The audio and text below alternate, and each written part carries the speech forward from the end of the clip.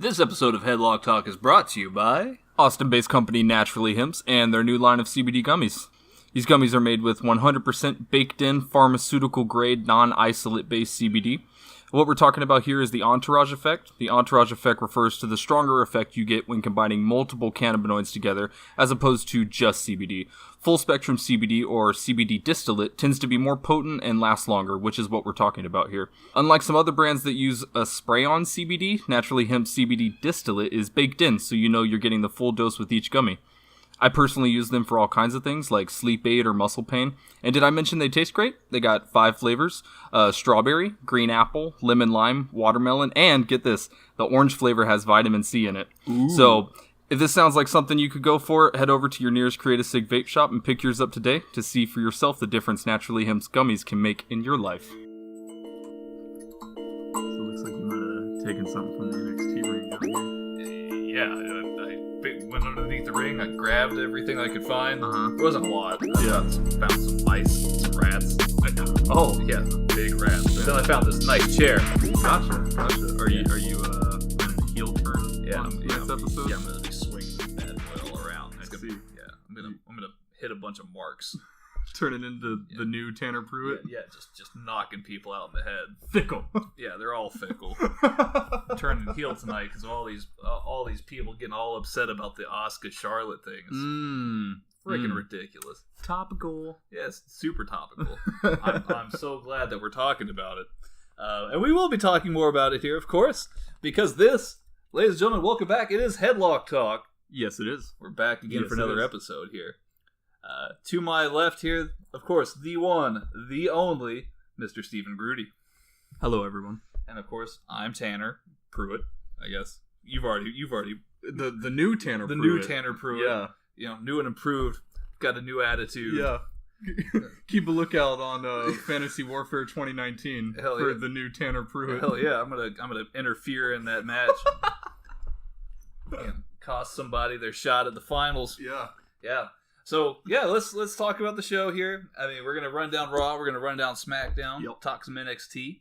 It also looks like the G1 Supercard with New Japan and Ring of Honor has been finalized. That's a great name, by the way. Supercard. G1 Supercard. Very aptly named as well, because if you take a look at that card, it's pretty super. It's super duper. It's pretty super. One could argue. Yeah, absolutely. And then it looks like also the NXT Takeover New York City card's finalized as well, so we'll cover some of that. Yeah.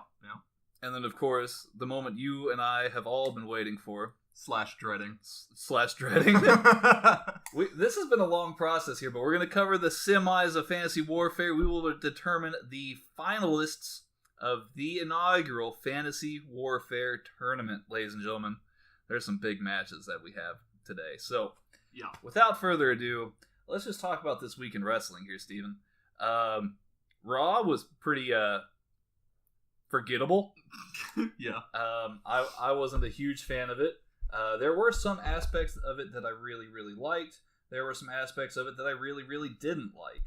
The show kind of kicked off with a beat the clock challenge between the three ladies.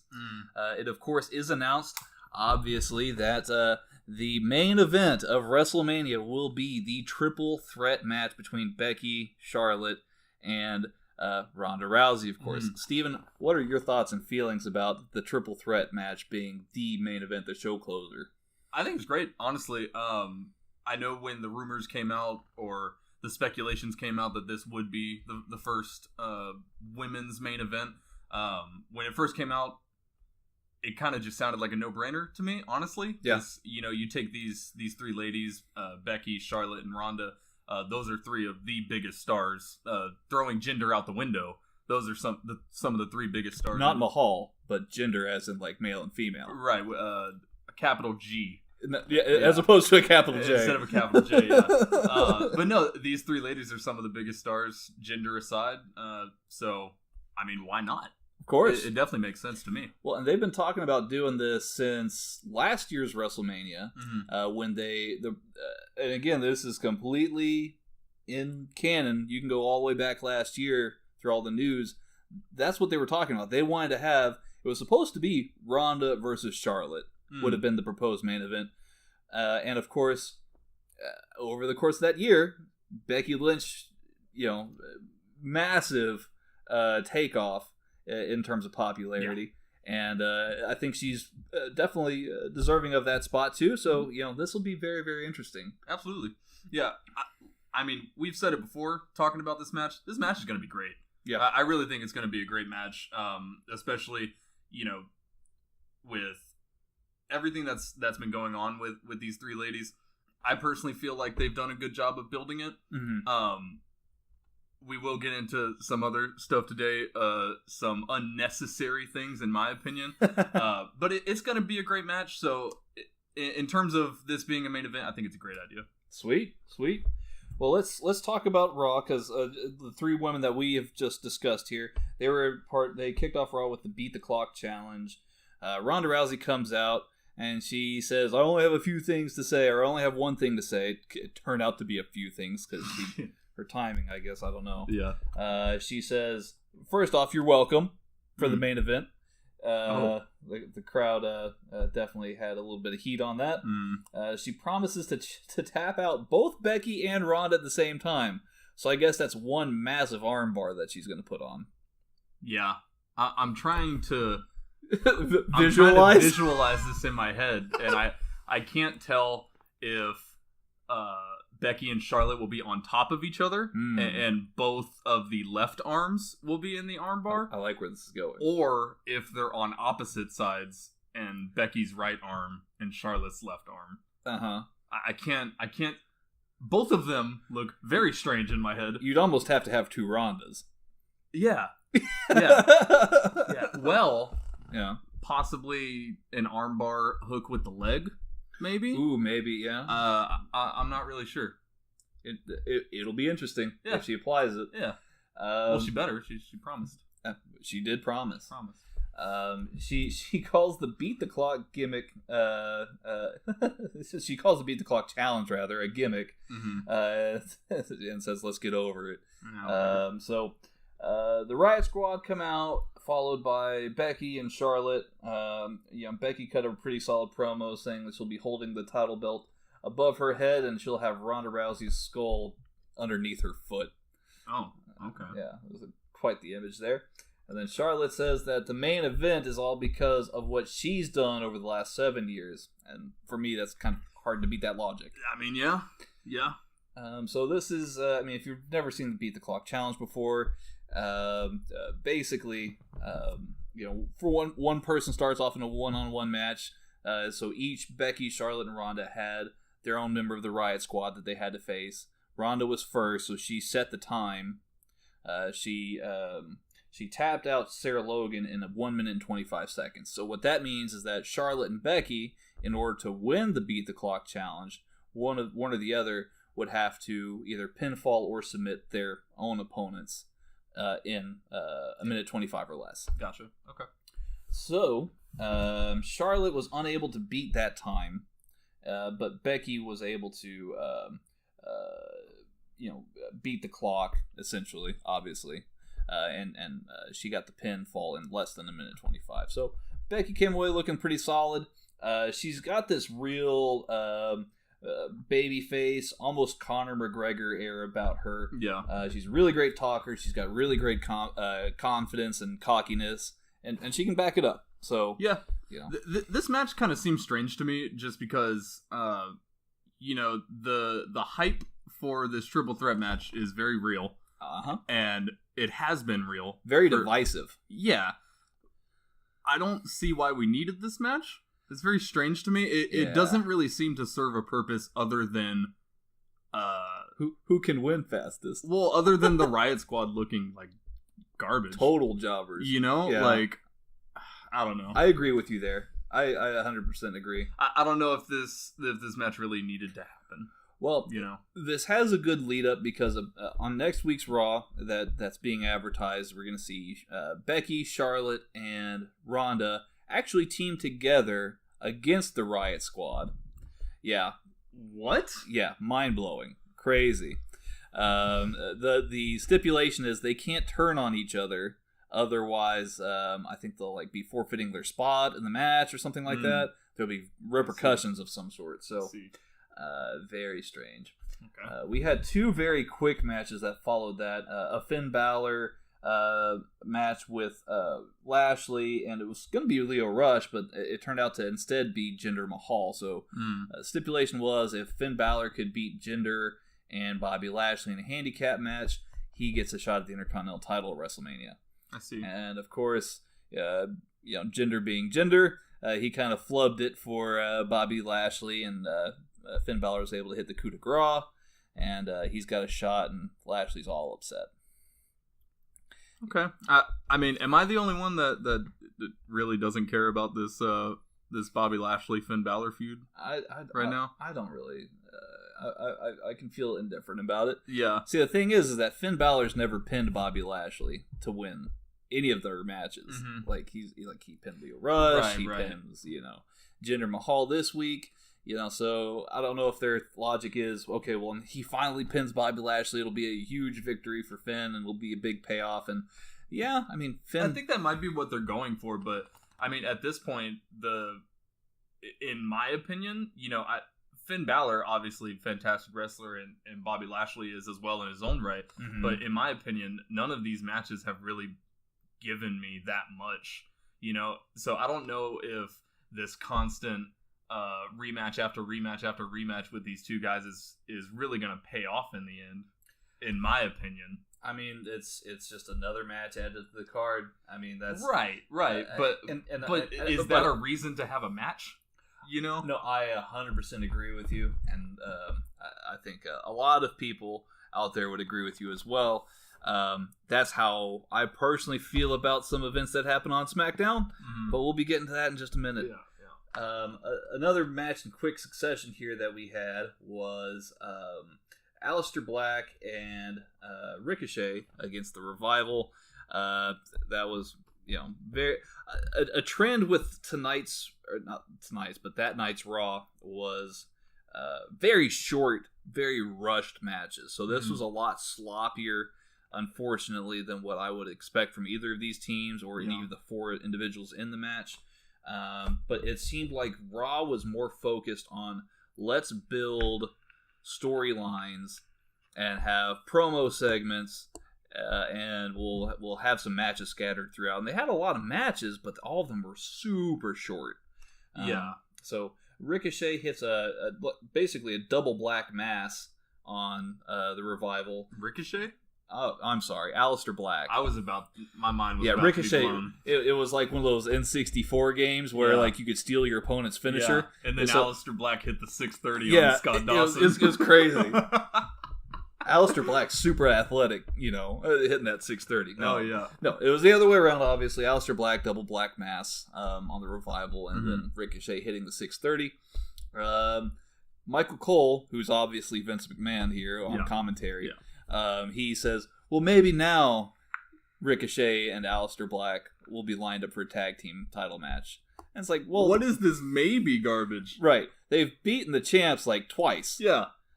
I think the next logical step is they beat the champs at WrestleMania. Yeah. And let's be honest, I think we're going to see the Revival right off into the sunset after this. Yeah. I don't really see them going too much further. If you look at their social media, there were some posts that they've made. There was one fan who took a picture of his nephews and said, "Look, my nephews are tag champs, or they're pretending to be tag champs." Right, they've dressed up as the Revival. Well, they just had the belts, right? Okay. And one of them wrote back, I wouldn't wish that upon those poor kids.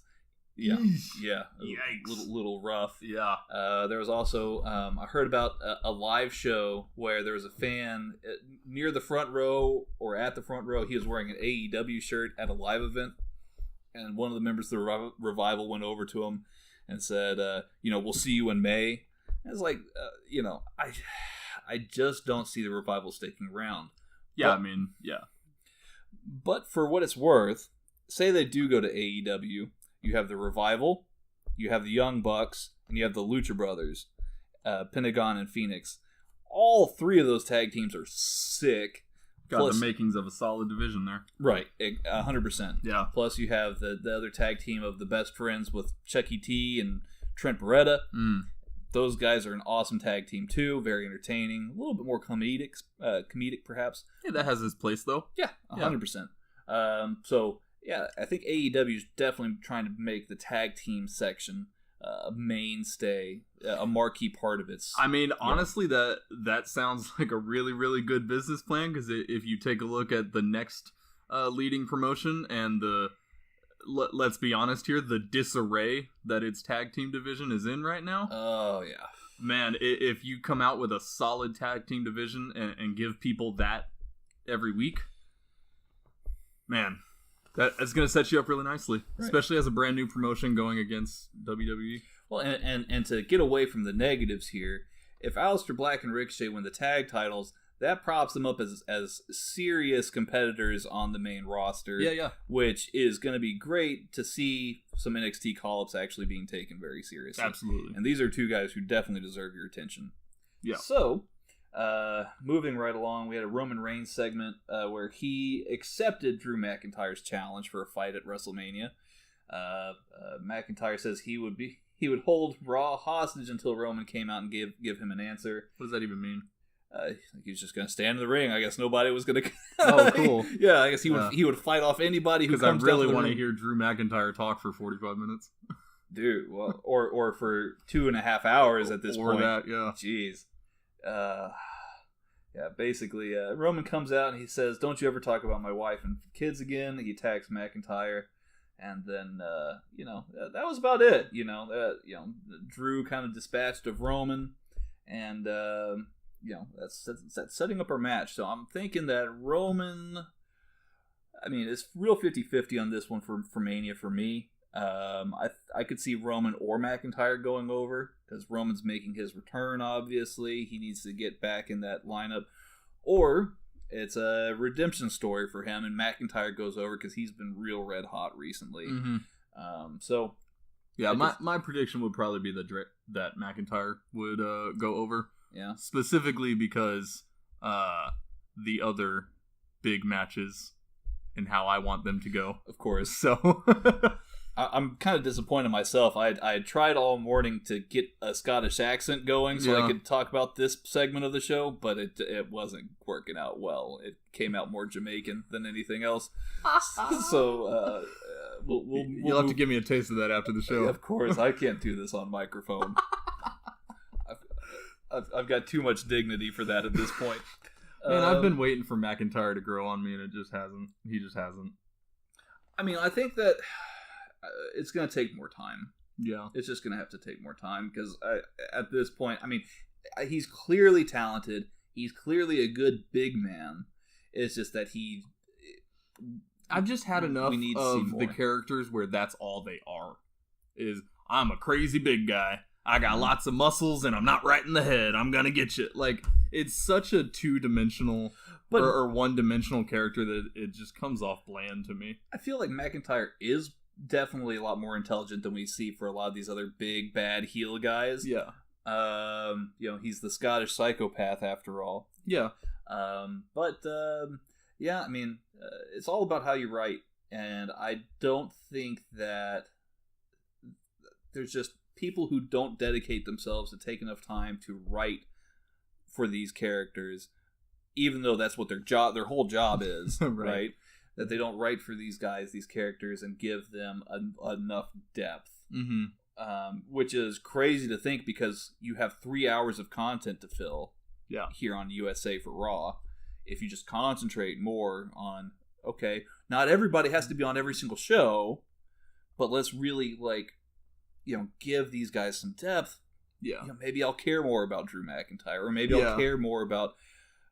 No, I can't care more about Jinder Mahal. I can't do that.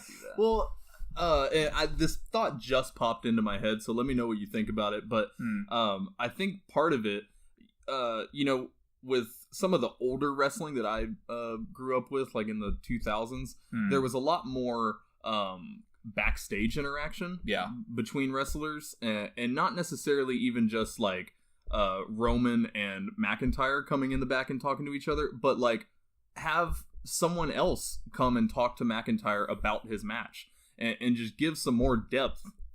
I feel like they're putting these storylines in isolation And if it's Drew McIntyre and Roman Reigns, you're never going to hear anyone else talk about that storyline. And I feel that leads to a super like a lack of depth in storylines, because it seems like only these two guys care about what's happening, and you don't hear anyone else's opinion about it. It's funny you say that, because right after this segment, we're shown Drew McIntyre walking backstage, and who is to confront him but Dean Ambrose? And Dean Ambrose says, "You got lucky the other week when you put me out.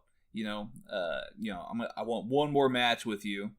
I want it to be a last man standing match." So it's a last man standing match announced at the for the main event of Raw. Right on. We'll see. Yeah. So it's. I mean, it was a good little surprise there in the middle. Yeah. We had a match. Sasha Banks in her hometown of Boston, facing Natalya. This is basically a replay of what we saw last week, though, because there was a little bit back and forth, and then interference by Nia Jax and Tamina. Of course, boo.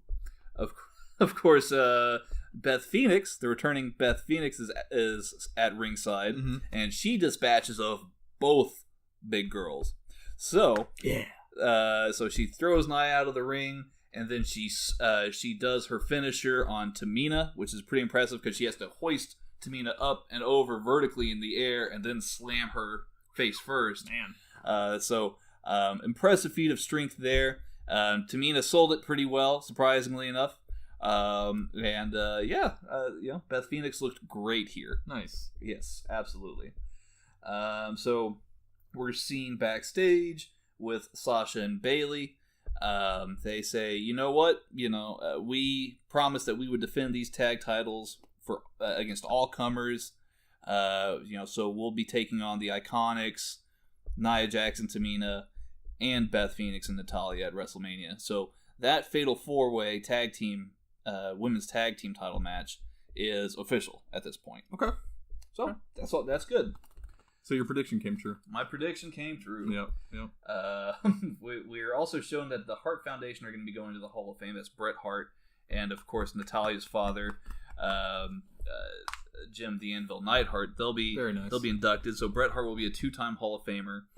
We're seeing back in the ring, Natalya and Beth Phoenix are a bit emotional about the experience, and rightfully so. I mean, it's been a crazy, chaotic year for Natalya, and I think this is a very nice touch, very fitting, and it's good to see that her family gets honored this way this year in the Hall of Fame. I'm really struggling to continue talking about this Raw, particularly because of this segment here. Yeah, we've got a moment of bliss with Alexa Bliss. She brings Braun Strowman out to the ring. They have this dynamic, like the Hulk and the Black Widow, like. You know how Black Widow's the only one in the movies who can calm down the Hulk? That's basically what this is. Alexa Bliss is the only one who can keep Braun calm, it seems. Okay. Braun is quite upset about these guys from Saturday Night Live, always messing with him on Raw. We get a satellite feed from the guys from SNL. One of them is wearing a Yankees cap, which of course. The people in Boston just eat alive. Yeah. Oh yeah. There's Yankees sucks chant all throughout the arena.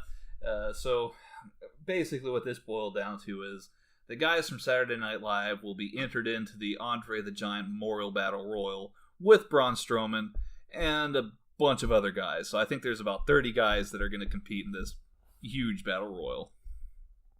Cool. Needed to see that. Yeah. Thumbs way in the middle. Yeah. We'll see how that goes. In my opinion. Baron Corbin versus Apollo Crews. I'm sorry to Apollo Crews. Don't care. Yeah. Well, I'm not even sorry to Baron Corbin. I'm not sorry to Baron Corbin, but I am sorry to Apollo Crews. Again, the recurring feature here. This is a very short match.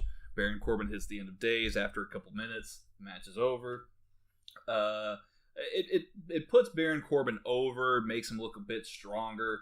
But yeah, this just was totally rushed.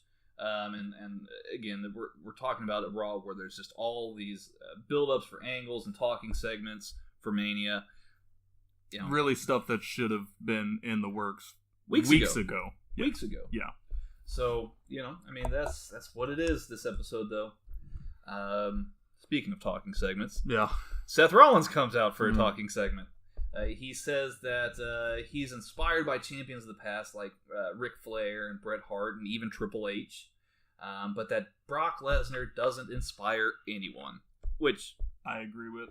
Well, yeah, I know you agree with that.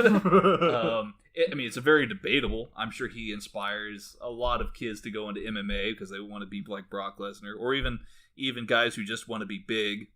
You know, yeah, he inspires those guys. I'm sure. Suppose. Seth Rollins says he's got the crowd on his side, and that he's going to go to WrestleMania and burn down Suplex City. Cool. Yeah.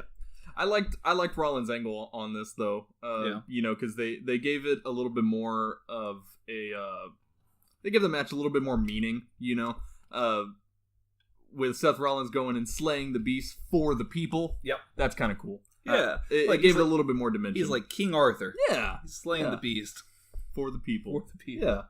Yeah. Paul Heyman though, he comes out and interrupts, and he says that it's all so cute that Rollins has the WWE universe on his side, and talks about how millennials and people on social media are, you know, wieners.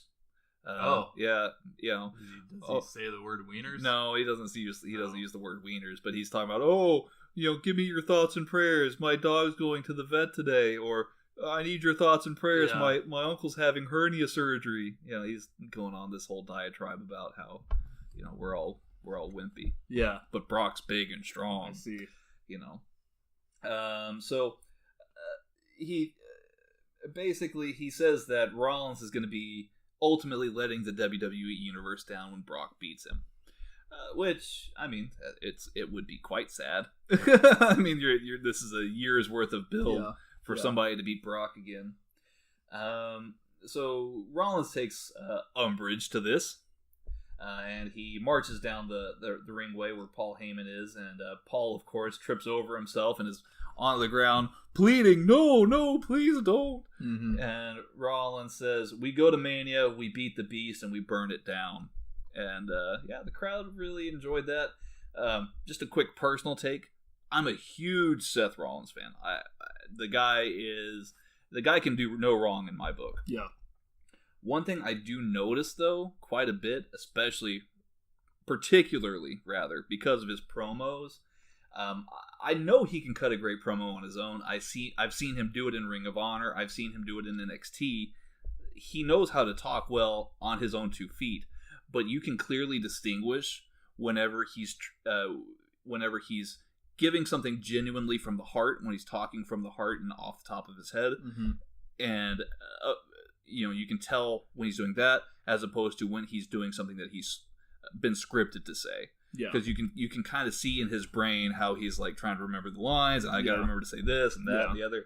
So, like, you know, he'll repeat things like, you know, burn down Suplex City, and, you know, let's burn it down and stuff like that. He's got to fit in so many of these catchphrases and, you know, these lines. To be fair, though, that's not necessarily a specifically Seth Rollins problem, though. It's not. You know, a lot of that comes from the heavy-handed amount of scripting that they do for not just Seth Rollins, but for almost everyone on the roster. No, absolutely. You know? I guess my greater point here is there's guys who need scripting. Yeah. And there's guys who don't. Seth Rollins fits into the latter of that category. Right. Dean Ambrose fits into the latter of that category. Yeah. You know, I could probably talk about a whole bunch of other ones. Roman Reigns might fit into the other side, where maybe he does feel more comfortable having a script. Mm-hmm. And I'm sure there's other people on the roster who do. But I feel like, hey, if there's a guy who's skilled enough on the mic, talented enough, and you trust him enough to do it on his own, just let him do it on his own. Yeah, it's gonna come across way better. 100%, especially for someone as big as Rollins. Like, he's proven himself time and time again. Just let him go out there, give a great promo, because you know he will. Yep, you know, 100%. Let's talk about Kurt Angle and Samoa Joe real quick. We're almost done with Raw here, I promise, guys. So Kurt Angle and Joe have a match. I mean, it starts with a great callback. If you remember TNA, I know a lot of us don't, but you do, Steven. Yeah.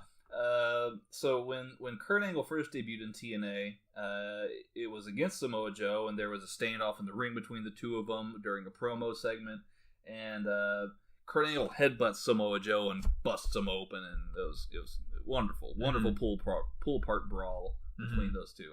Well, this match opens with Samoa Joe returning the favor, and he headbutts Kurt Angle. So Kurt staggers back, and they have a match. It's about probably 5 minutes long or so.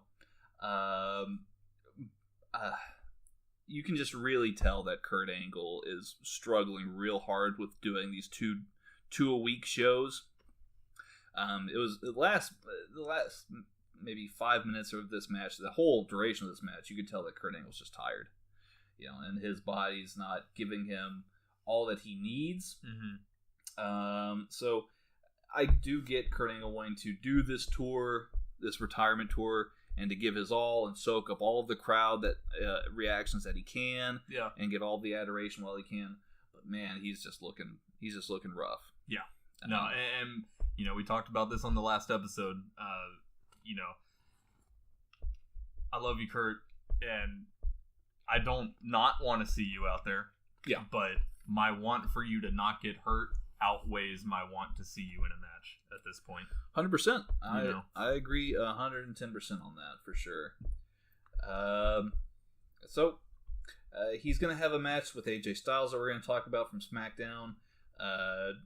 Triple H comes out on the next segment. He addresses his match with Batista. Triple H has a bit of difficulty getting this envelope out of his jacket. He says this envelope is from Batista's lawyer, who says basically he will not compete at WrestleMania 35 unless there's a final stipulation made. And Triple H reveals that Dave's, he keeps calling him Dave, but obviously we know him as Batista. Yeah. He keeps saying that Batista's managers keep requesting that the date for WrestleMania 35 to be changed because it's to better fit his filming schedule, which... Haha. Yeah, great. Yeah. I mean, don't get me wrong, Guardians of the Galaxy is exciting. Yeah. I don't think WWE is going to care one way or another about Guardians of the Galaxy, though. No. Not at all. So Triple H makes a Spice Girls reference, saying the letter goes, Dave saying, "You're gonna give me what I want, what I really, really want. I wanna," and he's like, "Oh, this goes on for pages and pages," which I mean is pretty funny. He was in a real comedic mood, Triple H, that evening. So there was definitely some funny bits. You can obviously tell Triple H clearly gets away with a lot more in his promos than the average Joe does. Yeah. But this match was put over pretty well. The stipulation, of course, here that Batista's wanting is that he wants Triple H's career on the line at their Mania match, which, if anything, signals to me it's really quite the opposite.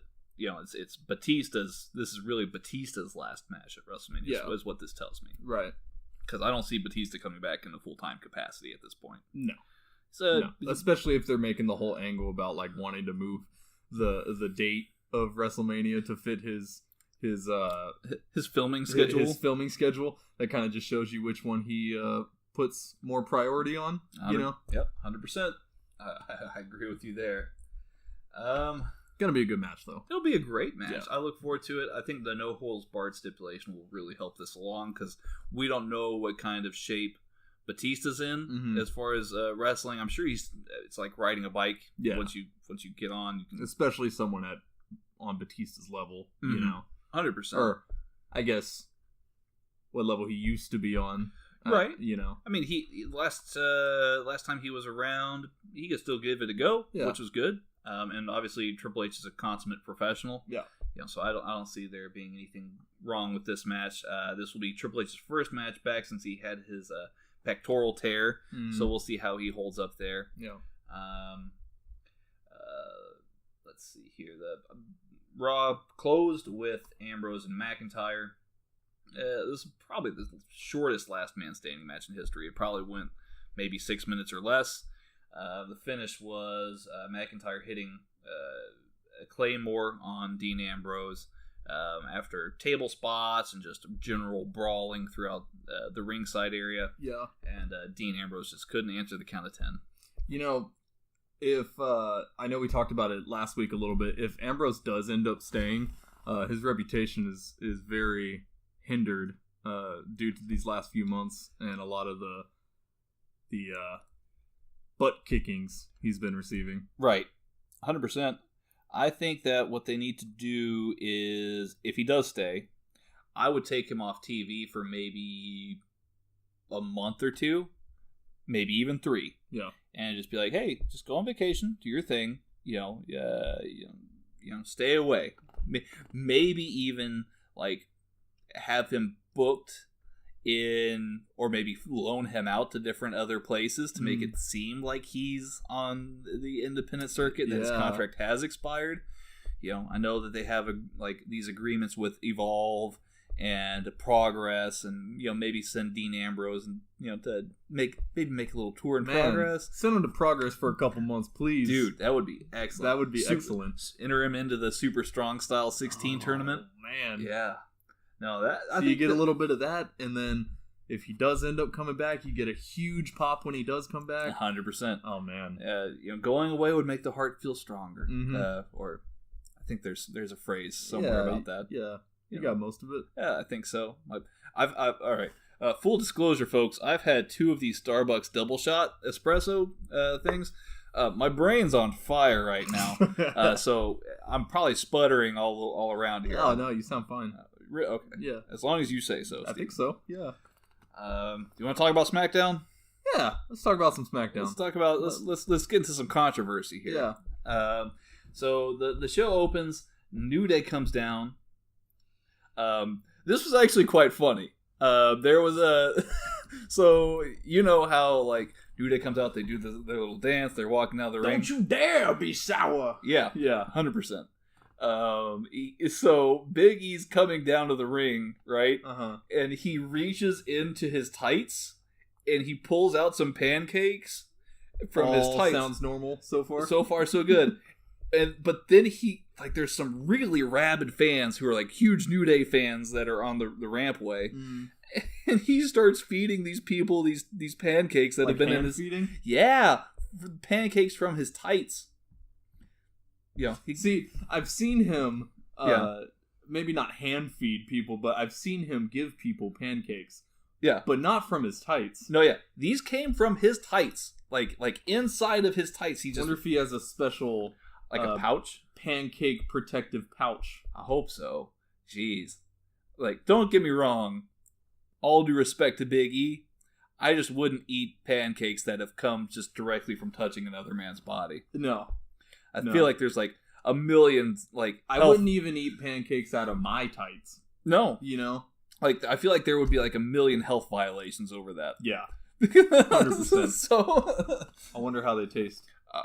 We need to contact these people and ask them what the sweat added to the flavor. Listeners, if you are out there and you were the people that Big E hand-fed these pancakes to, please reach us at Headlock Talk on Twitter. Again, that's at Headlock Talk. We are on Twitter, or you can write us headlocktalk@gmail.com. Again, that's headlocktalk@gmail.com. We want to hear from you. Tell us how these pancakes taste. Exactly, Steven.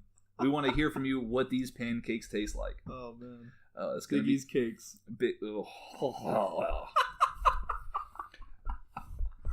Okay, so moving on. Moving right along. So New Day comes out and they're talking about how great of a journey it's been. They've been going up and down the road, all over the world with the WWE universe. They went from New Day sucks to New Day rocks. They're cutting. Xavier Woods and Big E are cutting this really great promo, and Big E then says, we've thought a lot about this, and maybe it's time to quit. Maybe it's time that we just walk away. Because we feel like Kofi Kingston is being treated unfairly. It's not right. We're taking a stand, but we need answers from Vince McMahon before we leave. So they do this. They call it Vince McMahon, and of course the man himself comes down to the ring. I'm the man. Yeah. Vince struts down. He pointing to himself. He's like, "You want me? Yeah. I'll come down to the ring." So Vince walks into the ring, followed by Daniel Bryan. Daniel Bryan comes out right after Vince makes his way into the ring. Daniel Bryan, he's cutting a promo. And just a quick side note for anybody who's noticed, I think maybe I've talked about this before on the show. I don't know. Eric Rowan has a penchant for wearing really awesome metal band t-shirts. Like, he's worn like an Amon Amarth shirt, and this week he's wearing like a Children of Bodom shirt. Nice. Yeah, so it's like, That's dope. You've got good taste, sir. Yeah, nice. So Daniel Bryan comes out and he says, hey Vince, if the New Day want to quit, let them quit. Says that Vince could call up 3 guys from NXT. He could put them together in a stable and call them Fresh Afternoon, and that he could feed the crowd. They could feed the crowd waffles, and they would be so much more over than the New Day. And Okay, hold on. Now I want this. This is comedic gold. I want New Day versus Fresh Afternoon. I need that to be a thing. I completely agree. Waffles versus pancakes. Let's get to the bottom of this. This is the century-old question. argument. Yeah. Personally, I like chicken and waffles myself. Yeah. But it's hard to beat a good breakfast when you do have a side of pancakes. It's true. Yeah.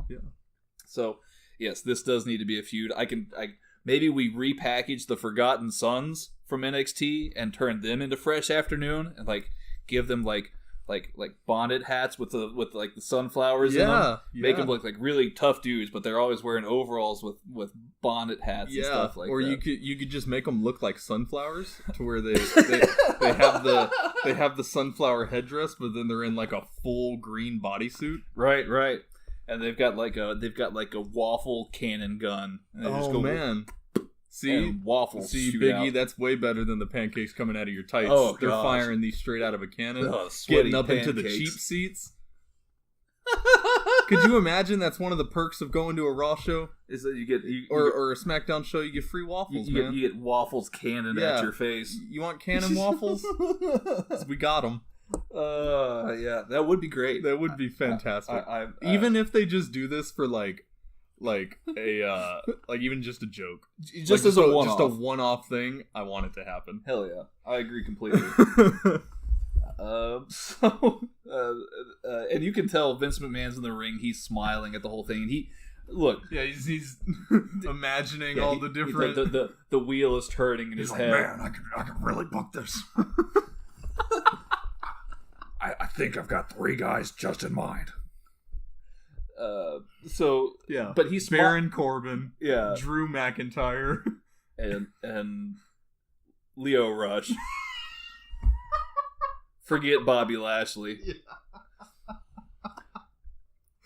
Fresh Afternoon. Oh man, it's a fresh afternoon. Yes, it is. Yeah. But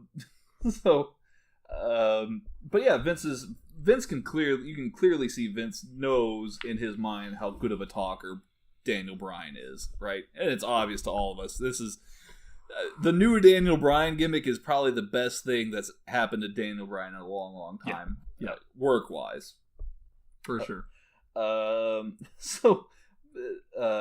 Xavier Woods says, "You know what? I think you're too scared, Daniel Bryan. I think you're scared of Kofi. I think you're scared of losing your title.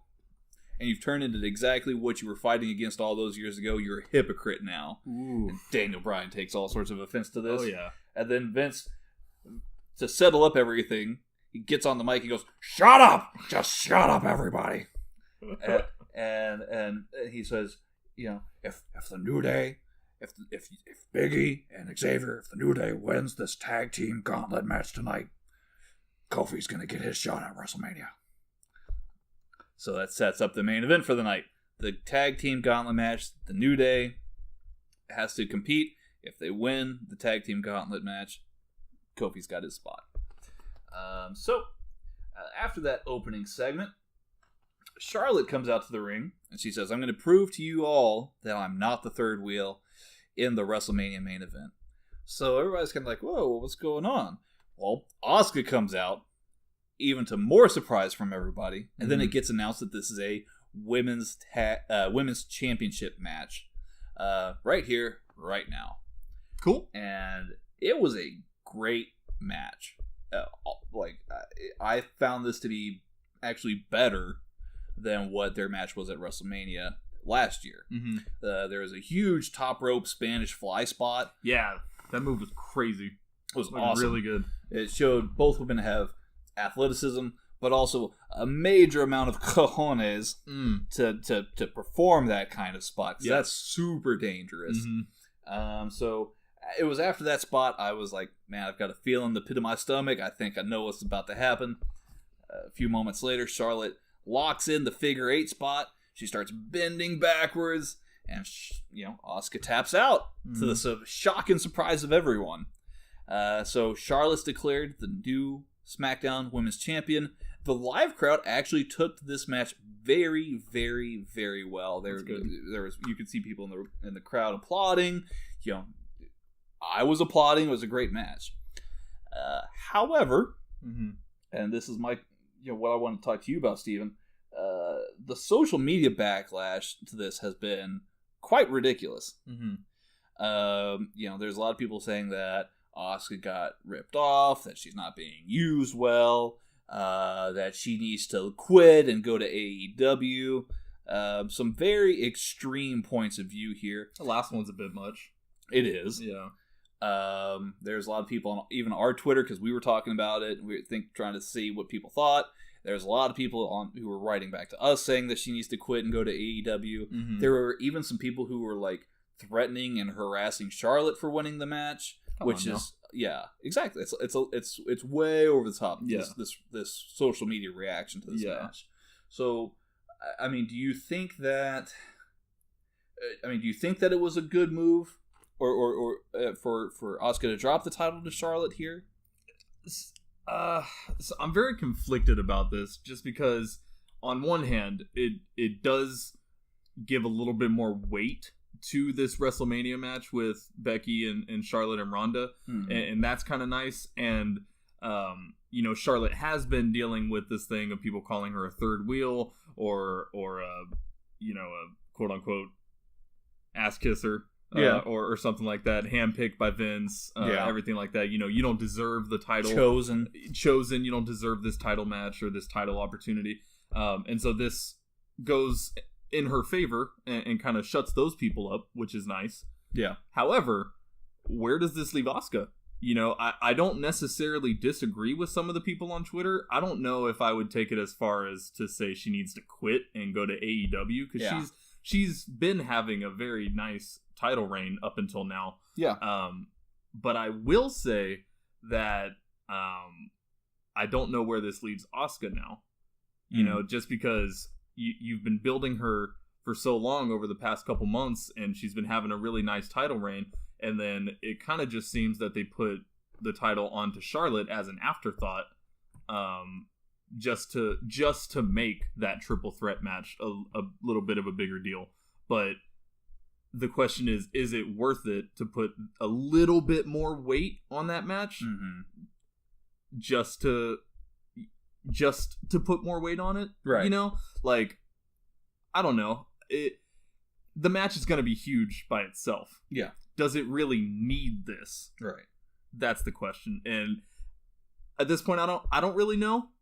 However, I will say this: I probably wouldn't have done it if I were booking. Okay. So I'll give a little bit of a different spin here, because I can already feel it already. I'm going to come off as a huge Charlotte apologist, and please, Stephen, as my witness, I'm a very big Becky Lynch fan. Yeah. Right.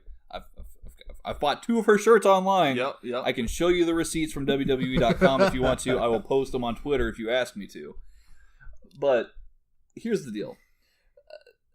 I get that people are upset. I get that Asuka has a lot of fans, and maybe they feel like her booking in the WWE hasn't been the greatest. Yeah. And I'm inclined, for the most part, to agree with them. But here's the deal. This is a TV show. Yeah. You're taking this way over the top. Yeah. In many regards, especially actually threatening and harassing Charlotte online. Yeah. That's totally not cool. There's a difference And between expressing your distaste and like threatening and harassing. Right. Yeah. And I think it's our responsibility as fans and as people in the community and I guess to an extent in the media. Yeah. To stamp out that kind of behavior. Yeah. So I mean, really, if that's the extent that you're going to, find a different hobby. Right? We don't need fans online threatening and harassing the performers who are supposed to bring you joy week in and week out. Right? Beyond that, I think this does a few things on a couple different levels. Right? This, first off, like you talked about, there's this perception that Charlotte's being given these opportunities, right? And I think that this is another example of an opportunity given that Charlotte actually takes advantage of. Yeah. And that's what this is supposed to be about, is that you're supposed to build heat on Charlotte too, because she's also in this match. It's not just about what Ronda and Becky are doing. Charlotte's also there, so we have to have another reason to dislike Charlotte if Becky's supposed to be the face in this match, right? So there's two different fronts here. There's Becky and Ronda, and there's Becky and Charlotte. And to an extent, Charlotte and Ronda have had their kind of moments, but it's not really the same without Becky there. So I think this does build a whole lot more heat on Charlotte, and the fact that the more that we look at it here, Charlotte winning is supposed to draw heat. Charlotte winning is supposed to make us feel, oh man, well, she better get hers at WrestleMania, right? So the more that you hate on it in storyline, the more that they're winning. Yeah. I can see that for sure. I just don't necessarily know if this was really necessary, in my opinion. Right. No, and I get that, but this also further legitimizes Charlotte. Because she won this title match clean off of Asuka. They performed at a very high level in this match, and now she's bringing another title into this mix here. So to me, it makes it a much bigger deal that way. And like I said, I'm a big Becky fan, but there's little in my mind to doubt that Charlotte deserves to be in this match. I think she adds a lot more to this match to take it to another level, perhaps. But at the same time, I can absolutely, I definitely don't agree with, the whole threatening and harassing of Charlotte on social media, but 100%. I can definitely see where some of these people are coming from, though, because you have Charlotte already in this match, which happens to be the main event of WrestleMania, and now Asuka's just nowhere. Well, she's in the women's battle royal now, and I get where you're coming from. That's not, it's nowhere near on the same level, you know. That's not as big of a deal as what it could have been, right? And Asuka fans, they're rightfully upset about this, and I do get that. It's definitely understandable, but bottom line is, Asuka loses very, very rarely. Yeah. As much as people say, oh, she's booked terribly, she lost to Carmella in back-to-back matches with screwy finishes this past year. But that's been about it. Yeah. She loses very, very rarely in general. She's been booked fairly strong up to this point, and she's super talented. So, bottom line, of course, she gets paid very, very well. And she's a professional, right? She smiles all the way to the bank, knowing that she's working at the highest level in the top wrestling company in the world. There's little to make me believe that Asuka will feel in any way that she's going to go to AEW. No, I don't see that happening at all.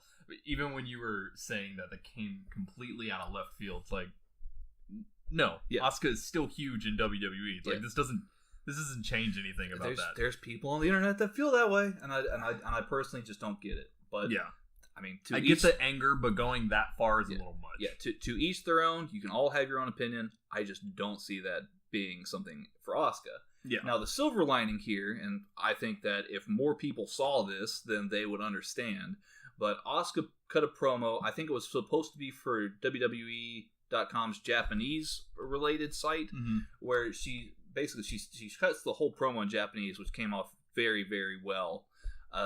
It roughly translates into, I'm going to pick myself back up. I'm still the Empress. This is a minor setback, and I will one day become champion again.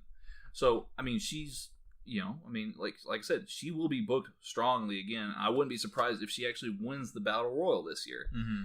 So it should set something up to where she feuds with Charlotte again after WrestleMania.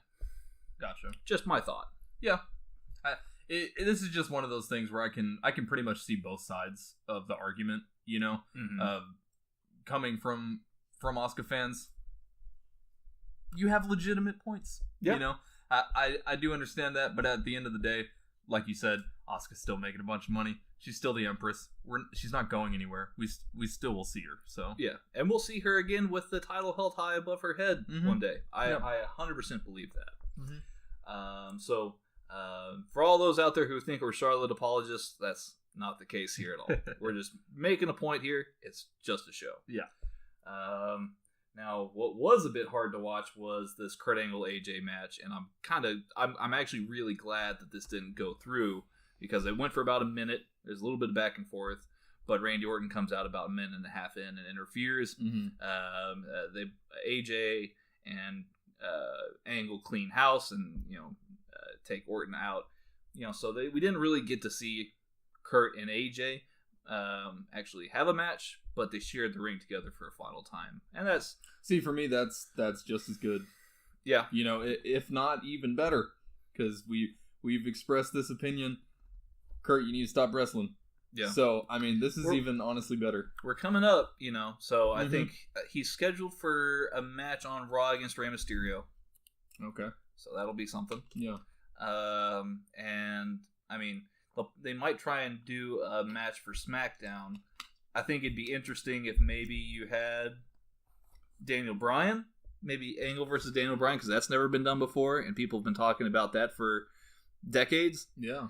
Cool. So yeah, I mean, I think that would be a pretty nice touch. I mean, you could still make it short. Maybe have Eric Rowan interfere, and then have Kofi Kingston come out, and maybe have Angle and Kingston. Maybe make that into a tag match instead. Hey, call it an impromptu tag team match. Rowan and Bryan versus Kofi and Angle. I think that could work. Yeah, for sure. There's a Miz promo. He says he's going to tear Shane McMahon apart. Shane McMahon comes down to the ring with security, along with Sanity and Shelton Benjamin. You kind of get where this goes. Yep. Shane cuts a promo on Miz. Miz tears through the security and Sanity and Shelton Benjamin, and Shane hightails out of there. Sounds about right. Yeah. So they're building to that match, of course, as well. And the New Day did win their gauntlet match. They beat Gallows and Anderson, Rusev and Nakamura, The Bar. The Usos came out fourth. They're the tag champs. And then they said, we've got a lot of respect for the New Day. We've had some wars with the New Day. There's nothing to prove here. Nobody deserves to have that match against Daniel Bryan for the title at Mania more than Kofi. Awesome. So we forfeit. And they awesome. walk off. Yeah. Like great. And in canon, in storyline, it fits perfectly. Yeah. So big props to whoever just made that decision backstage. Round of applause. Yeah. Yeah. Great idea.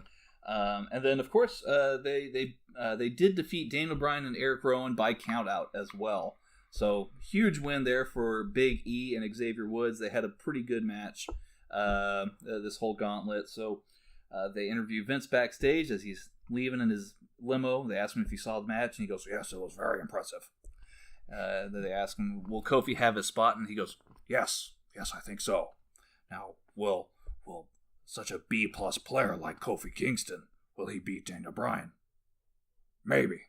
And then he drives off in his limo. And that was SmackDown. Okay. So, good. I'm glad we got both of those shows over. NXT was great. I thought it always is. It always is. Yeah. Adam Cole came out, called out Johnny Gargano. They had a great promo segment. Fantastic promo. Yeah. If you're subscribers on WWE Network, go and check out that episode of NXT. It's well worth your time.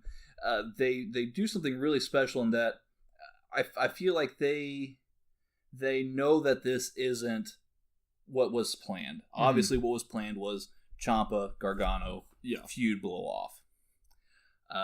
But Adam Cole's no pushover either, right? This 2 out of 3 falls, baby. This 2 out of 3 falls stipulation is going to be wonderful. I can't wait to see what they do with it. Mm-hmm. And ultimately, I think that they built this promo very, very well leading into NXT Takeover New York. Yeah, no, I 100% agree with that. Gargano and Adam Cole they do such good promos. They do such good promos, and really sold this match really well, considering it wasn't the plan or whatever, Absolutely. And I look forward to it. We're going to talk about that NXT Takeover card real quick. Just to make further note here, Matt Riddle and Velveteen Dream are official for the North American Championship. Fist bump here from Steven. It's going to be such a good match. That's going to be fantastic as well. Wearing my Velveteen Dream shirt. Dream over, sir. 100%. Yep.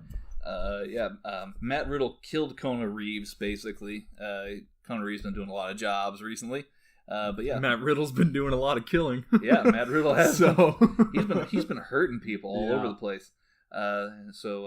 Velveteen's sitting up at the top of the rampway. He's like lounging on a couch, basically next to these two lovely ladies. It looked, and Matt Riddle comes up to Velveteen and he goes, "I'll see you at New York City, bro." And I think he's gunning for that title. Yeah. So that'll be very, very interesting. Gunning for that couch too. Gunning for that couch. Yep. Yeah, and a big old bag of all right. broccoli. Yep. Bro. So that'll be great. I've heard different things that from live NXT events that Matt Riddle and Velveteen Dream have had great matches. So that does not surprise me in the slightest. Yeah, if they have anything close to what those have been at TakeOver, I think we're in for a real treat here. And of course, we had the blow off on NXT for the Dusty Rhodes Classic. Aleister Black and Ricochet defeated the Forgotten Sons to win the Dusty Rhodes Classic tournament. There was a huge celebration. Confetti poured down. That's awesome. Yes, absolutely. I mean, we're pretty confident that Ricochet and Aleister Black, this is starting to come to a close. And I think this felt like a really good, like a feel-good send-off for them. That's awesome. Leading into their match. They're definitely going to go to the main roster. It is still my hope here that they're going to, not only have this match against the War Raiders, who came out and they did a standoff, Ricochet and Aleister Black and the War Raiders, but that Aleister Black and Ricochet should also have a match against the Revival. They're probably not going to beat War Raiders. Almost said War Machine. Who's that, right? Yeah, right. I think the War Raiders would retain, logically, if Aleister Black and Ricochet do get called up, and more likely than not, if they do lose to the War Raiders, I think that they should beat the Revival at WrestleMania.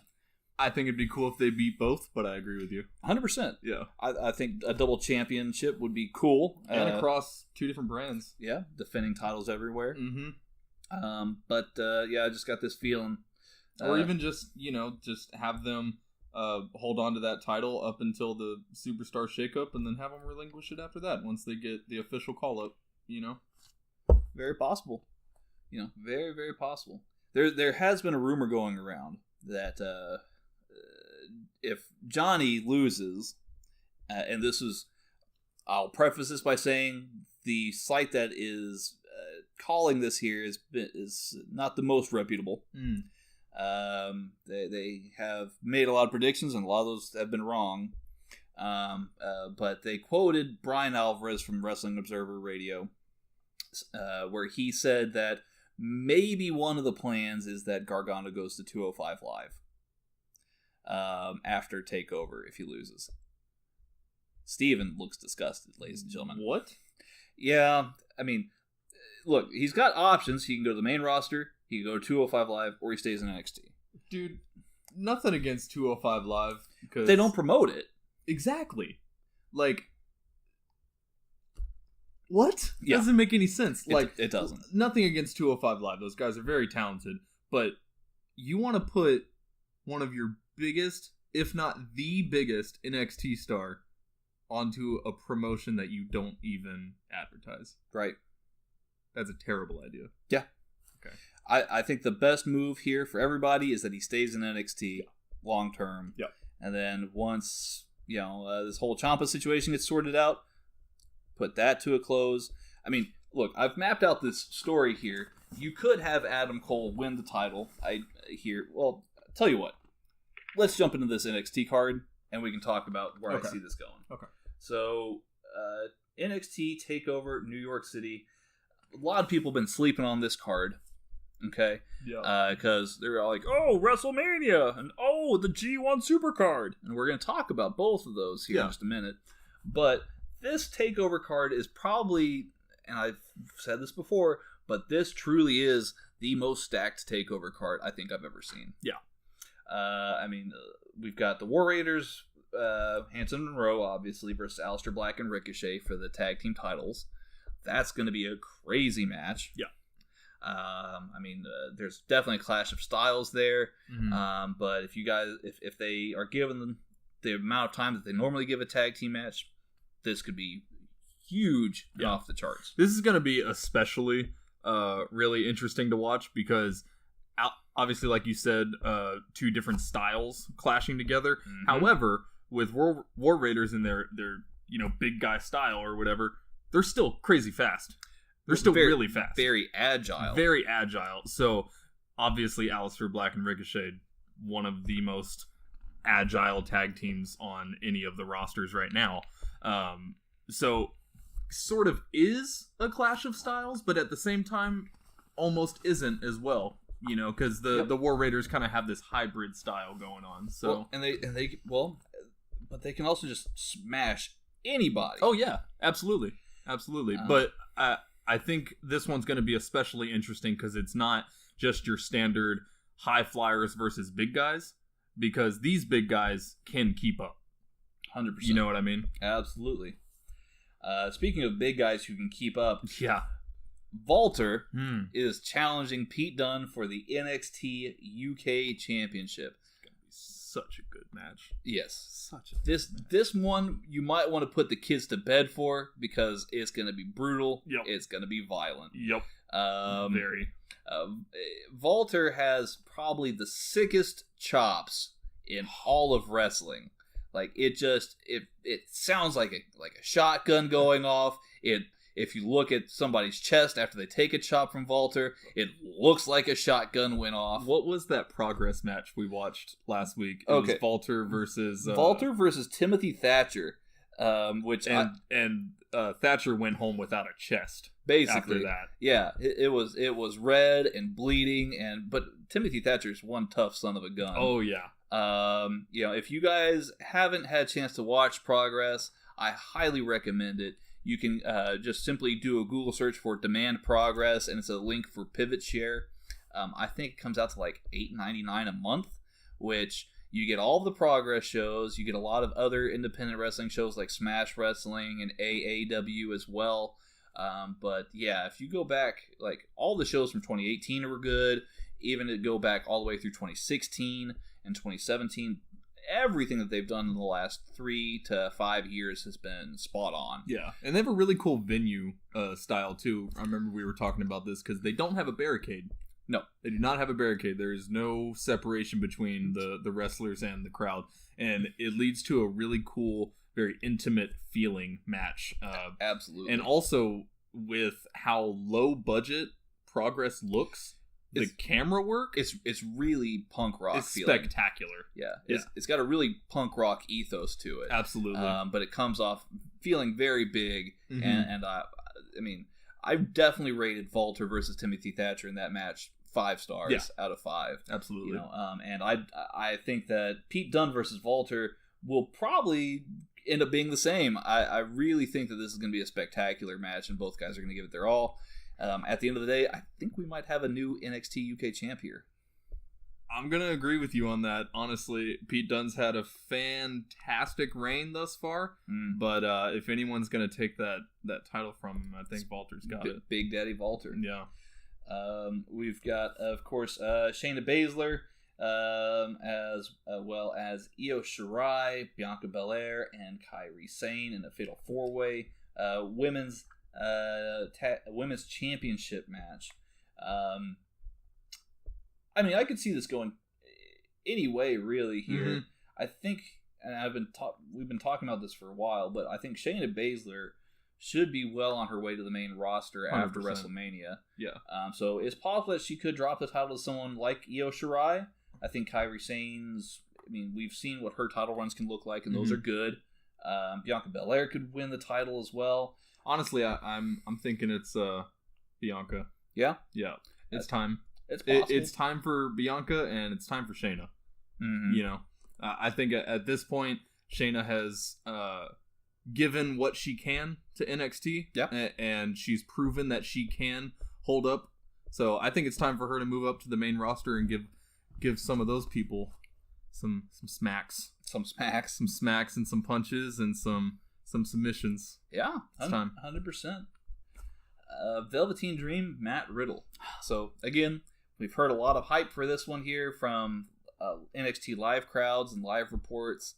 I don't expect anything else than this to be a very good match. Very much a clash of styles. Mm-hmm. But we got to see a little taste of what they could look like in that Fatal 5-Way match from NXT a couple weeks back. Yeah. So, I think there's a lot of promise in that one there. It's hard to call a winner in a lot of these here. No, it really is. A lot of the people in here is just very even, extremely even. Especially this match and the main event. Yep, main event, Adam Cole, Johnny Gargano, 2 out of 3 falls for the vacant NXT Championship.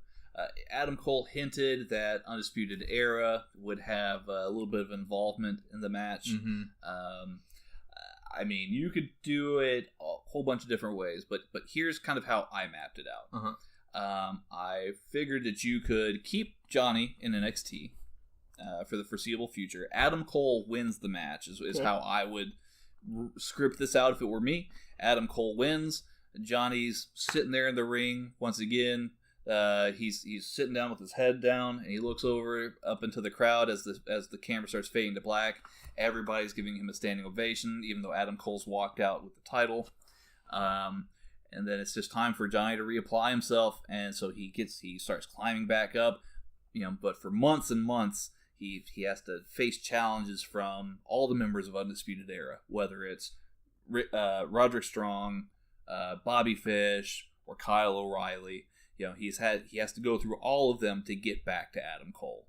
And by the time, let's say maybe Royal Rumble next year, Takeover, you know, wherever that is, against Adam Cole, he finally gets the title off.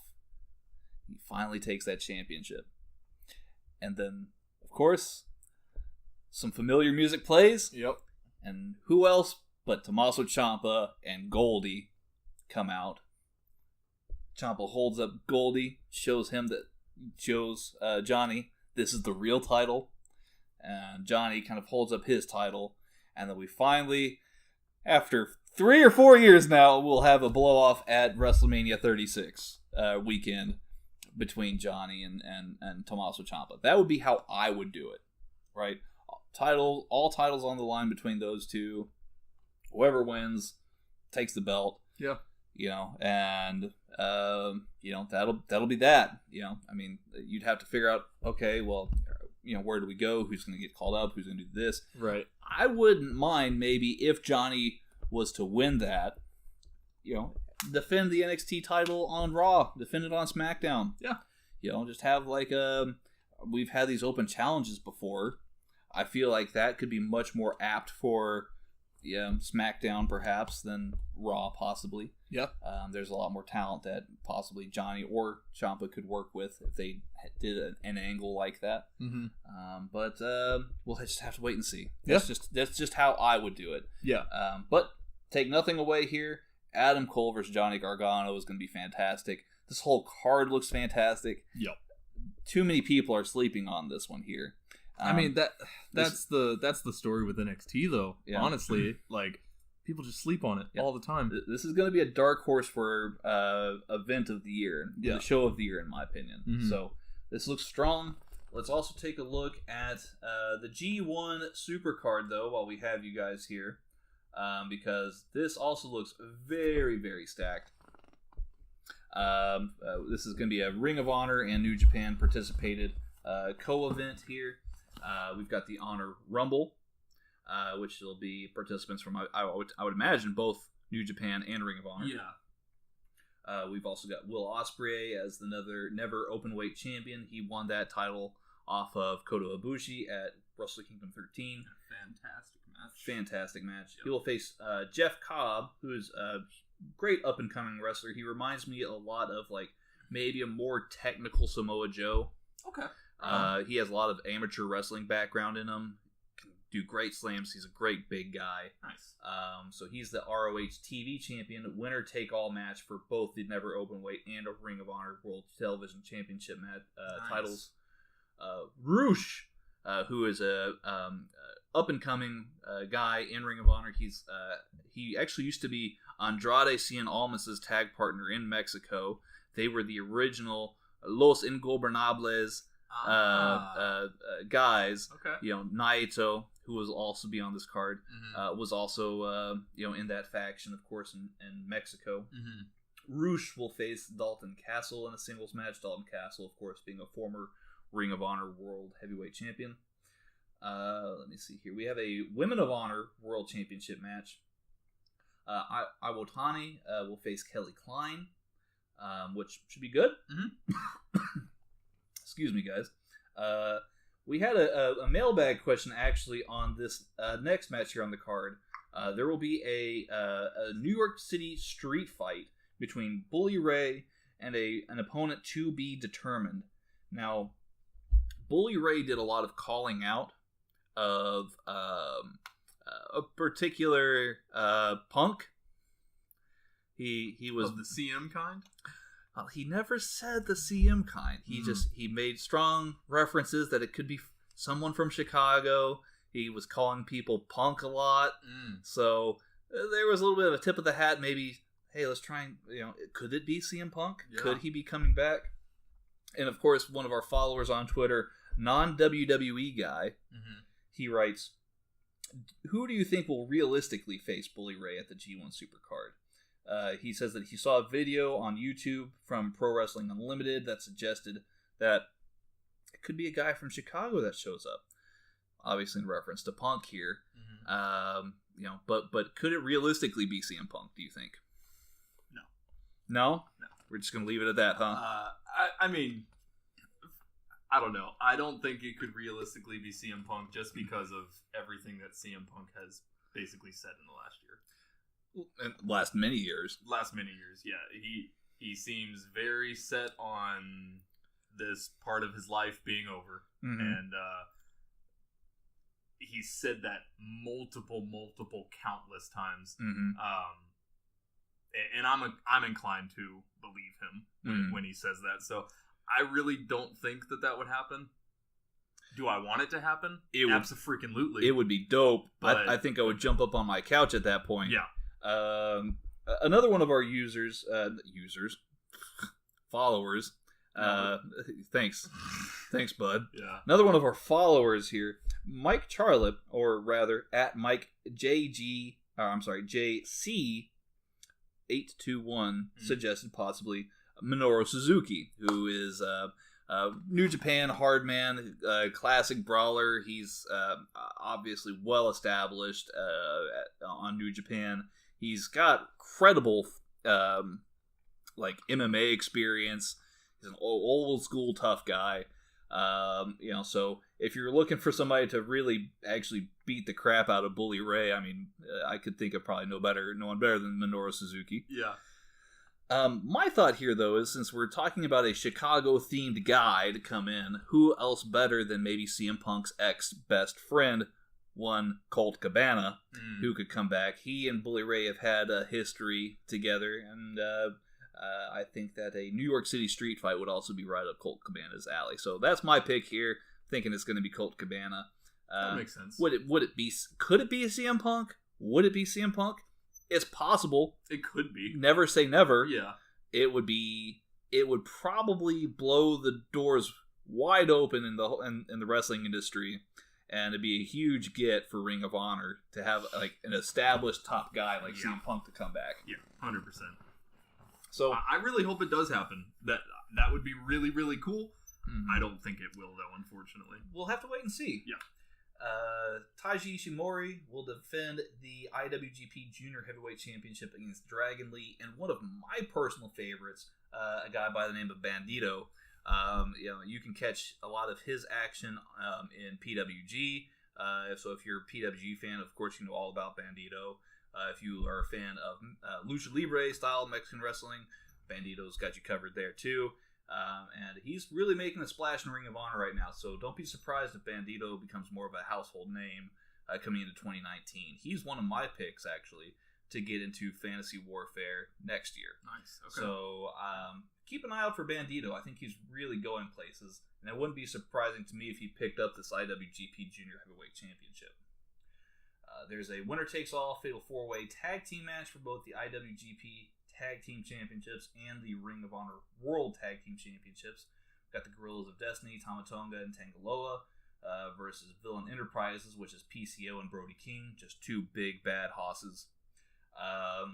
Versus Los Ingobernables de Japón. Evil and Sonata, one of Steven's favorite teams, of course. Yep. Sonata had a really great showing in the New Japan Cup. He went all the way to the finals, but came just short to Okada. It's Okada, It's man. Okada. And then you've got the Briscoe brothers, obviously, who are Ring of Honor legends, Mark and Jay Briscoe. I would be okay with any one of these teams winning that match, really.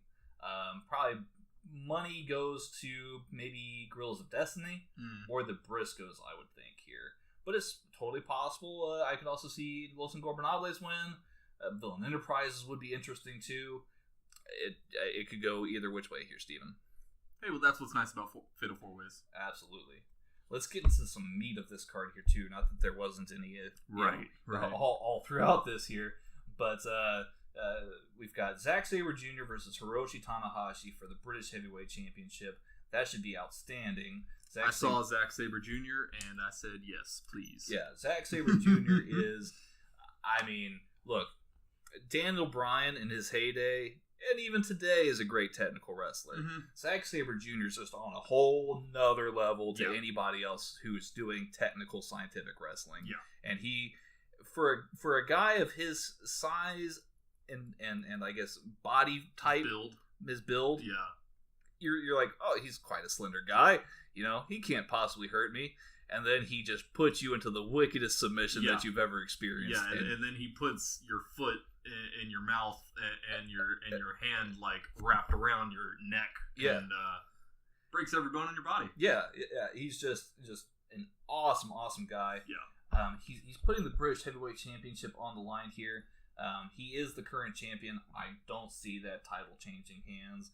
Hiroshi Tanahashi's he's pretty beat up, and I think Zack Sabre Jr. is going to take full advantage of that. Yeah, I don't see it changing either, but with Sabre Jr. and Tanahashi in the ring, it's going to be a great match either way, but I do agree with you. I think Sabre Jr. will retain here. We've got, this is one of my personal favorites here, Tetsuya Naito versus Kota Ibushi for the IWGP Intercontinental Championship. This is like combining gasoline and matches. Both guys feed off of each other, and both guys have tendencies to be way over the top and willing to take absolutely every risk. This should be a very solid, if not definitely violent match. Yeah. So I can't see the title changing hands here either. But it is possible. Kota Ibushi could very well come away with the IWGP Championship here. Jay Lethal will be putting his title on the line against Marty Scurll in a 3-way ladder match for the Ring of Honor World Championship match. Again, I don't see the title changing here either. I think Jay Lethal keeps the strap and continues to be the top guy of Ring of Honor at this point. Yeah. I became a very huge fan of Marty Scurll recently, and I'm excited for this match a lot. Yeah, Marty Scurll is he's very, very talented individual. He's very good at being a heel. Yeah. He is the villain, of course. Yeah. It's just such a good gimmick. Yeah. He plays such a good character. He's just a bad guy. Yeah. And that's all. It's as simple as it is. Yeah. And he does bad guy things. There's not a lot of frill to it. I mean, there's some frill to it. You know, he's got an umbrella. Yeah. He beats people with. He does. Here's where I do see a title changing hands here. Not the ladder match, but the main event, Jay White versus Kazuchika Okada. You think so? I think Kazuchika Okada is going to take back the IWGP Heavyweight Championship. I think that the story was, for the longest time, Kenny wasn't supposed to drop the title to Tanahashi, and Kenny can tell you that himself.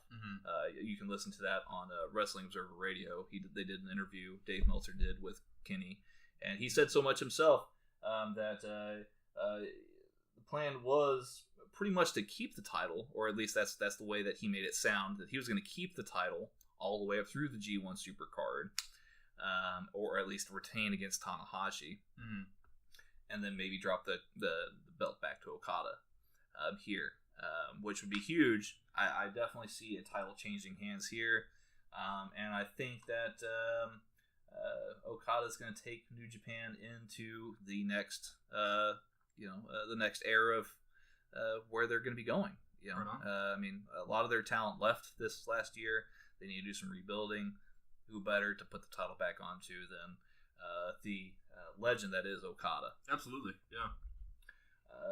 So just to wrap up our card rundowns here, we're just going to give you an update on where the WrestleMania card is. We're not going to do any kind of predictions here. We're just going to give you guys an update. Yeah.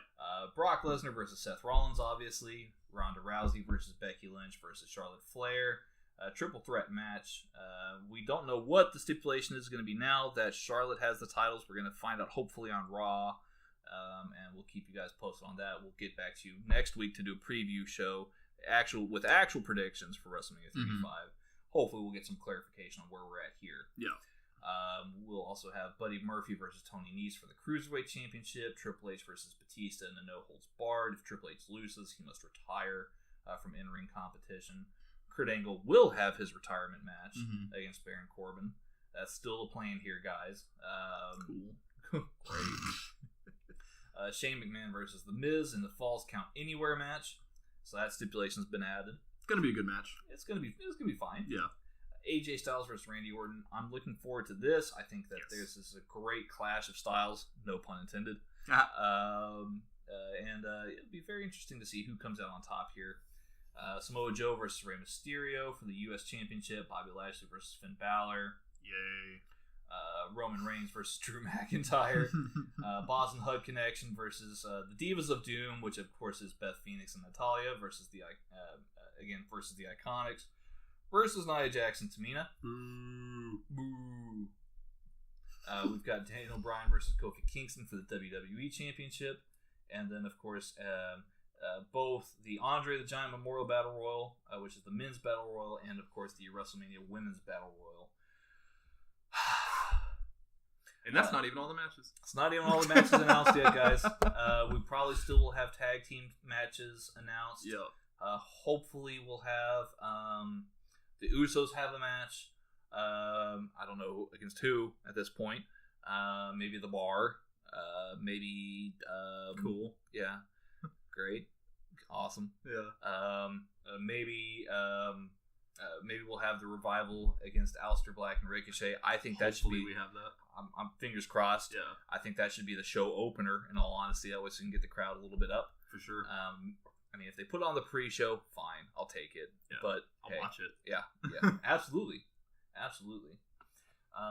So that's what the WrestleMania card looks like so far, guys. And as of course, we're gonna cover all 3 shows next weekend. I know I'm gonna cover the Supercard, and then you and I together will take on the Takeover and WrestleMania cards, and we'll do We'll do post-show review and thoughts on it, and I hope you guys enjoy that segment.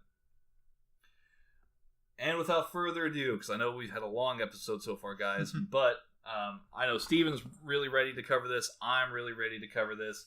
We're going to talk about the Fantasy Warfare semifinals. Semifinals, guys. It's been a long road. It has been a long road, and we're almost there at the end. More. Got a little bit more to go, though. So just to keep you guys ready and where we're at here, last week we had Seth Rollins beating Aleister Black, Tommaso Ciampa beating Kazuchika Okada. We didn't get any kind of negative feedback like I thought we would. So really? Maybe we haven't outraged you guys enough yet. We had Daniel Bryan beating Ricochet. And, of course, in what was my match of the tournament here, Kenny Omega defeats Johnny Gargano.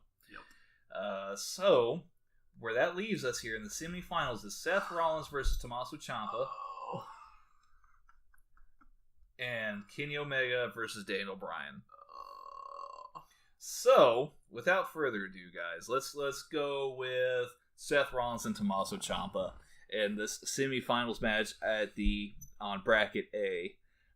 Again, to give you guys a refresher, what we're looking at here is 2018 up to today for matches. We're talking about in-ring style, charisma, general history, how their character has come off, storyline, all that good stuff. Accomplishments, obviously, and most importantly, how would this match actually play out in real life? Yeah. So, Steven, I'm eagerly awaiting what you think about this Seth Rollins Tommaso Ciampa match, because we talked about it on my way to come and pick you up. You definitely told me that you didn't want to talk anything about this match or how you think it would play out. You didn't want to give me your opinion. You wanted to save it for the show. Yeah. So I'm eagerly anticipating this. So this one's really hard, specifically because both guys have had huge 2018s. Yeah, absolutely. Huge 2018s. Talk me through it here, man. These are two of my favorite wrestlers, Seth Rollins, Tommaso Ciampa. Absolutely agree. With one of them being my favorite wrestler, Tommaso Ciampa. Seth Rollins, a lot can be said about Seth Rollins, especially in the last few months with, him saying, I was carrying Raw on my back while Roman was out and all this stuff, and that's true, 100% in my opinion. He's been putting on consistently great matches. With Tommaso Ciampa, had an amazing title run with the NXT Championship. Unfortunately, had to relinquish it. Poor Goldie. Had to relinquish it very recently due to a neck surgery. We're very, very upset about it. But that being said, up until now, huge run had for Rollins or Ciampa? For Ciampa. Had some fantastic matches with Velveteen Dream, Johnny Gargano, Aleister Black. So, two very huge 2018s. I am going to have to go with Tommaso Ciampa. Specifically... okay, interesting. Specifically because of his title reign with Goldie. That is probably my favorite title reign ever. Just over John Cena's original title run. Oh, wow. Okay. So I can't give it to Rollins, specifically because Tommaso Ciampa's 2018 got me back into wrestling. So for me, it can't be anyone else. Okay. No, I mean, I definitely see your point. I mean, well, obviously as a refresher, Seth Rollins, multi-time Intercontinental Champion during 2018. I think he also won the Tag Team Championships with Dean Ambrose at that point in 2018 as well. He, or I don't know if he won it or if he challenged it. I want to say that they won it. Correct me if I'm wrong, ladies and gentlemen. Write us at headlocktalk@gmail.com or post it on our Twitter at headlocktalk. But mean, he is a Royal Rumble winner, obviously too, and he did, like you pointed out, he's said on multiple cases and multiple occasions that he carried Raw, and that's well and good. I definitely see the argument there because in a way he did. Mm-hmm. The question for me is, did he improve Raw? And I don't know if that's actually the case. And as much as I was a proponent for him last week, can he say the same things about what he did for his brand, like what Tommaso Ciampa can say for NXT? Tommaso Ciampa... I like where your head's at. I like that argument. Yeah. I mean, Tommaso Ciampa, he to me, made NXT feel bigger. Like it could rival the two main shows because of how great of a heel he was. He is, in my opinion, the best heel in the industry up to his injury, right? And like Rollins in many ways, he puts on great matches. But I think the caliber of those matches is just a notch above where Seth Rollins is. And like Ciampa left NXT better than when he found it. Absolutely. Kind of absolutely. I mean, look, the Johnny Gargano feud, the match at New Orleans and Chicago are classics. They had that last man standing match as well. Another very good match where Tommaso Ciampa put the belt on the line. He still walked out as champion, right? He had the match where he won the title against Aleister Black on NXT TV in a very good match there. He defended the title against the Velveteen Dream in a great match. One of your favorites, obviously, Stephen. Who else did he challenge recently? Velveteen Dream. Aleister Black had the rematch recently. That was a very, very good match.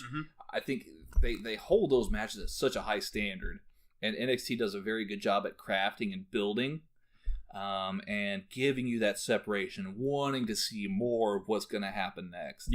Because even if you have seen Aleister Black versus Tommaso Ciampa, this next match is going to be different than the first time you saw it. Right.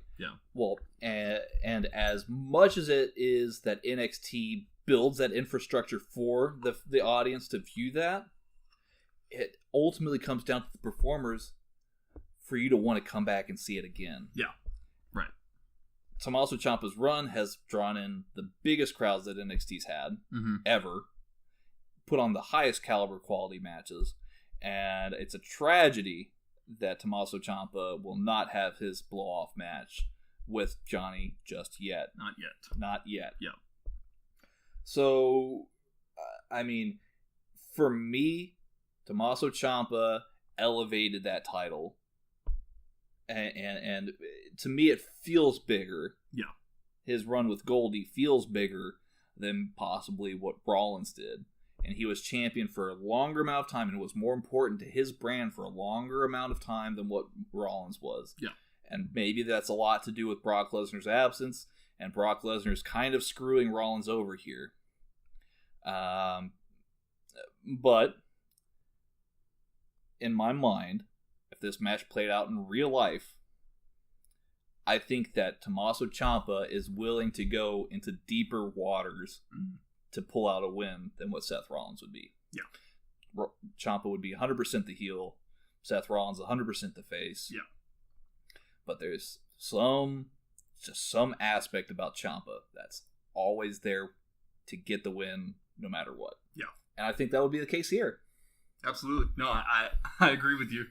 I mean, I feel bad because I think I really want Rollins to win that the Universal Championship at Mania. But for me, I'm going to go with the cult following here. I'm going to go with Tommaso Ciampa and agree with you. So we're in agreement then. Okay. I think so. Well, our commiserations, Seth Rollins. You went very, very far. You've come to the semifinals. We hope that you beat Brock at WrestleMania and that we see you again on next year's Fantasy Warfare. But for today, it's Big Daddy Ciampa. Going to the finals of the inaugural Fantasy Warfare tournament. Woo! This is getting juicy, guys. I can feel the hatred coming from the internet right now as I speak. And maybe this would have been different if this took place after WrestleMania, and Seth Rollins did go and slay the beast. Maybe it could have been different, but honestly, I think even if he did go to WrestleMania and pick up the Universal Championship, I still think that Ciampa's title reign really can't be touched at this point. Or can it? By one of these next two men. Just like last week, this is a tremendous fantasy match. Yeah. In one corner, you have the new Daniel Bryan. He's here to save the planet. How can you beat a guy like that? Everybody's fickle. But you know who's not fickle? He's a man who's determined. He's the cleaner, the best bout machine, Kenny Omega. I mean, that's a tough match. Because I feel like a lot of knees. Yeah. Which knee is better here? You know, Daniel Bryan's, hardly anybody ever kicks out of Daniel Bryan's knee. Yeah. Up until about this year, nobody was kicking out of that bad boy. Yeah. Kenny Omega's got the V trigger, and that's like one of the greatest moves ever. Yeah. How can you not love a good knee to the face like that? Yeah. I feel like Daniel Bryan would have a counter and an answer to anything that Kenny Omega would throw his way. Yeah. I mean, when you talk about Kenny Omega, you're talking cleaner, best bout machine, one of the best wrestlers to ever be in the ring, you know. And there's not a lot of people that are on Kenny's caliber in terms of in-ring talent. Daniel Bryan's one of those guys. Daniel Bryan is one of those guys, for sure. And man, this is so hard. This is really hard. So I know in the car we talked about it a little bit. We didn't really give each other our answers or anything like that. 100%. And I brought up the point that if we are taking into account only 2018 and up to present day, and not taking into account the entire history of the wrestlers, that my answer would change. So, I agree. So let's settle that right now. Yeah. Are we doing 2018 present day, or are we doing entire history? 2018 to present day. I mean, we have to. We want to look back and say like, oh, okay, well, this is what the guy's general history is, and that obviously plays in as a factor. Yeah. But the deciding bit that we're looking into is 2018, 2019. Against my better judgment, I am going Daniel Bryan. Tanner's crossing his arms, let out a huge sigh. I'm shocked. Are you? Go on. Yeah. Let's hear it. So let me explain myself a little bit about this. Daniel Bryan has had a huge title reign with the WWE Championship, and with everything going on with Raw and the Universal Championship, and in the fact that there is nothing going on with it, and that the fact that champion is a non-champion that doesn't show up to WWE, Daniel Bryan has held on to the most illustrious title in WWE right now, and has elevated that title. We spoke a little bit about that with Ciampa and Rollins. Daniel Bryan has elevated the WWE Championship and has left that title picture better than when he got there. You know, he's taken on a lot of challengers, beaten a lot of them, has put on some great matches at Elimination Chamber. That hemp belt is dope. I really like the hemp belt. But even just that aside, if we're talking about Daniel Bryan's character, he is one of the best characters in WWE right now. True. I can't argue that. So I'm going Daniel Bryan specifically because in the time where what should be the most illustrious title, the Universal Championship, has been put on the back burner, and WWE has not given us what we want with that championship, the WWE title has now become the most illustrious title, and Daniel Bryan has gone above and beyond with his reign with it. So that's my case for it. I mean, you provide a really good case for Daniel Bryan. You know, look, if it was any other year, I'd be inclined to agree with you. Mm-hmm. But I'm going to have to disagree with you here, Steven. Okay. I'm picking Kenny Omega. And I'm picking... Surprise, surprise. No, I'm kidding. Very specifically, I'm picking Kenny Omega because... And I hate to keep going back to the well on this here. Look at the matches. He had high caliber matches with Chris Jericho. He beat Okada in the best wrestling match I've ever seen in my life. Yeah. The 2 out of 3 falls match from Dominion. He had an amazing G1 run, losing ultimately to Kota Ibushi, but still had a fantastic match. And then he drops the title in another amazing bout to Tanahashi at Wrestle Kingdom 13. So his whole year from January to January was great. Mm-hmm. Now, I'll grant you this. He hasn't had any matches since then because of his whole AEW thing, his New Japan contract expiring. You know, he's getting back into better shape, obviously, to get prepared for this AEW tour and with Double or Nothing coming up.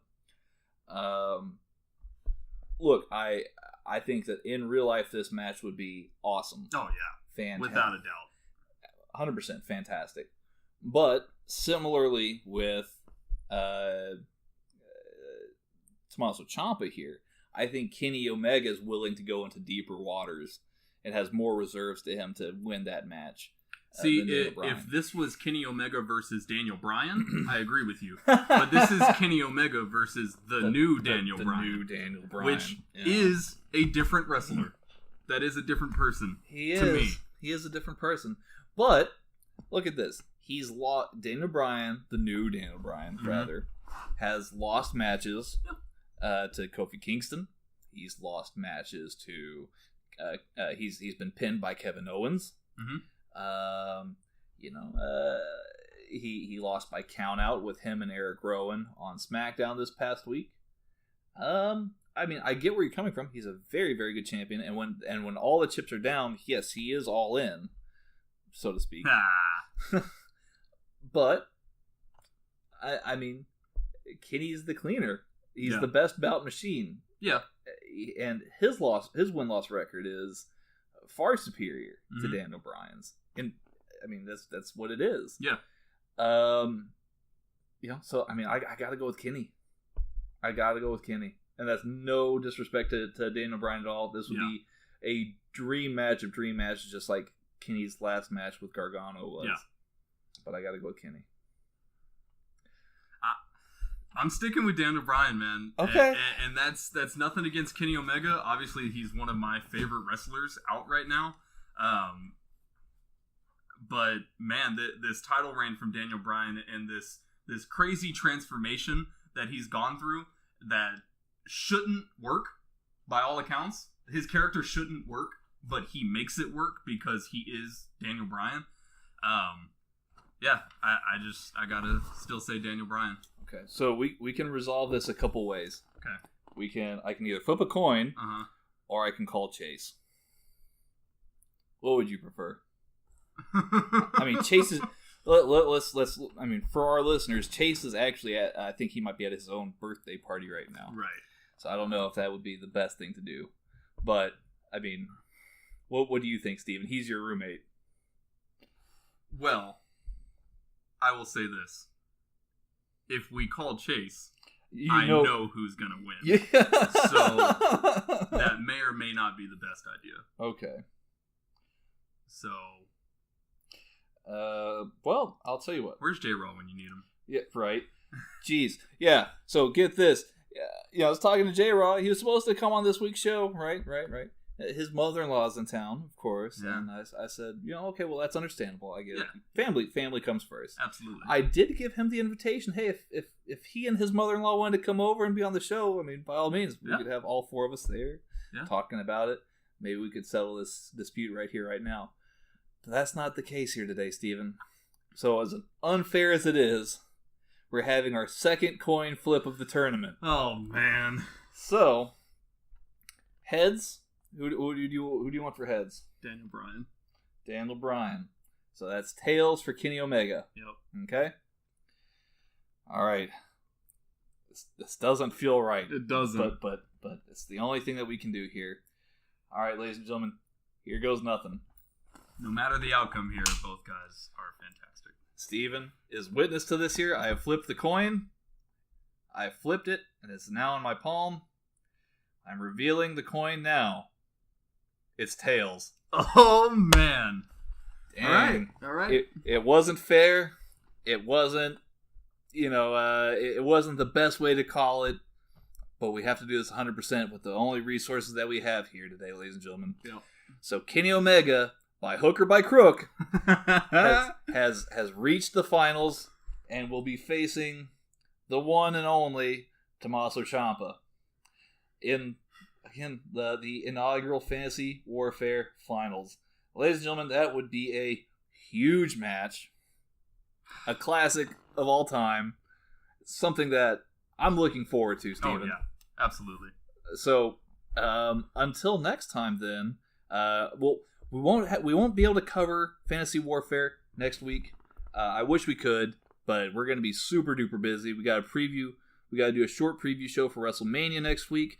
We're going to do review shows, post shows for NXT Takeover, New York City. I'll cover the G1 Supercard for New York. For Ring of Honor New Japan, and then WrestleMania 35 night on Sunday. We'll also do a post show for them. Yep. So we'll be super busy, ladies and gentlemen. But the following episode after that, we will do the finals. Yep. Kenny Omega, Tommaso Ciampa in an all-time classic. Oh man, I'm stoked. It's funny.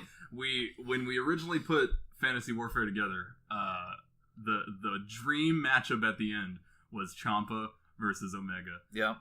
And we made it there.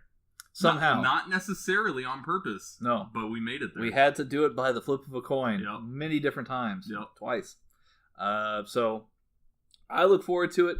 Before we leave, Steven, do you have anything else that you want to say? I just want to say thank you guys for listening. Really, really appreciate it.